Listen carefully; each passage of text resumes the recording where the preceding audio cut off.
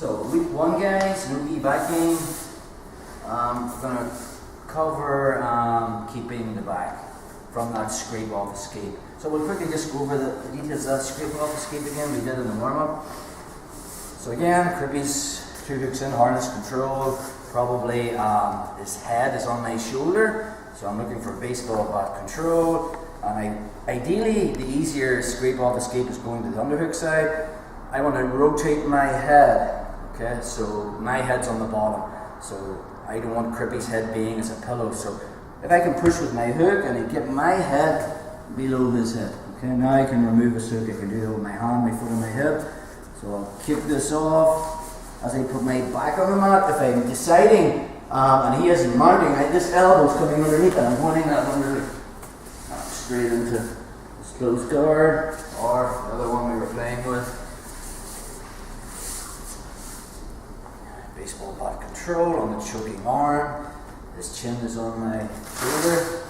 So I push to get onto the underhook side, bringing my head below his head. Again, sometimes if he hasn't got this hook long, I can straighten this leg rather than using my foot. So as I go to put my back on the mat, he's trying to mount, so just make a brace. Okay? I can't let him get this knee in the mat. And all I do is I'll hip away. As Crippy tries to mount, I'm just hipping away. From there, I come up into my open guard. So let's look at not letting him do that. Okay? So first thing is, my hooks control his hips. So from here, my knees are pinching and I'm straightening my heels towards the mat. So I've also got upper body control as well. But I mean, Crippy wants to put his back on the mat. That's probably the main escape. So I want this lengthening one leg and shortening the other leg. This happens because from there, if I don't use my connection with Crippy, I'm going to be showing you how to use harness control and glue my chest, okay, to the middle of his back.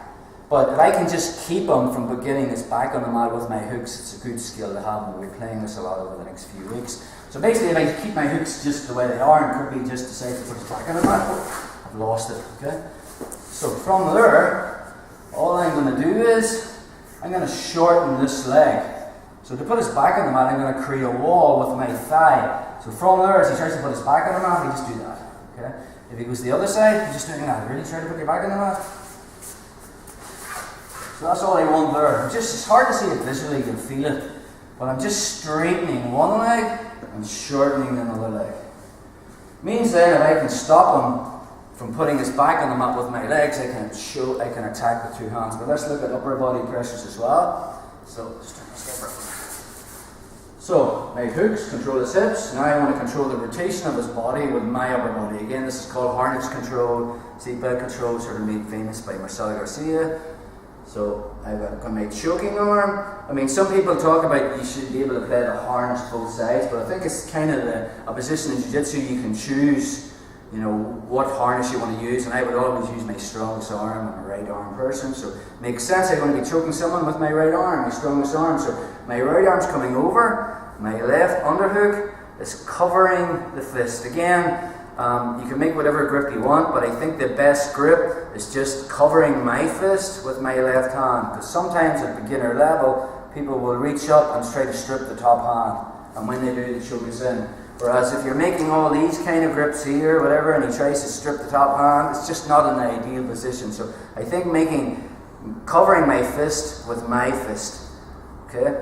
The other thing I want to be thinking about is my elbows, okay? So I'm putting my elbows back towards my body, okay, and then I'm bringing them down towards my hips, and there's two pressures there. So I tuck my elbows to my hips, and then I'm pulling them tight to my chest. So it's not loose, it's clamped. So elbows down, I'm driving my elbows towards my hips, my ear is on the shoulder, so we're ear to ear. I'm putting my junction of my grips in front of his heart, and I'm basically trying to pull it through till it reaches my heart. There has to be a really tight connection here. So again, if Crippy tries to put his back on the mat, What I want here, I want to be able to keep this position. See the way I'm also straightening one leg and shortening the next leg, so I have to keep that connection. Probably the last thing at beginner level we want to be looking at is, we don't cross our feet, obviously. It goes for that crazy lock, which will break your ankles. So again, whatever foot's on top, Crippy's going to grab his shin and bring it on top, and then make a triangle and extend. It's not that bad actually if you do make a mistake. In early days you would have seen people like Ryan Hall and BJ Penn playing this, but if they're so flexible, they actually crossed up here. Okay, so if you try to go for that now, it's difficult, unless you're doing it on them and they'll be able to lift their leg and put it behind their head.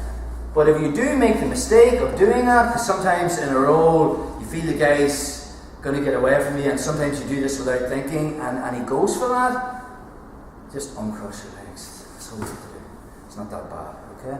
So, making sure everything is super tight. My main goal is, when I'm trying to stay on top, is control his rotation.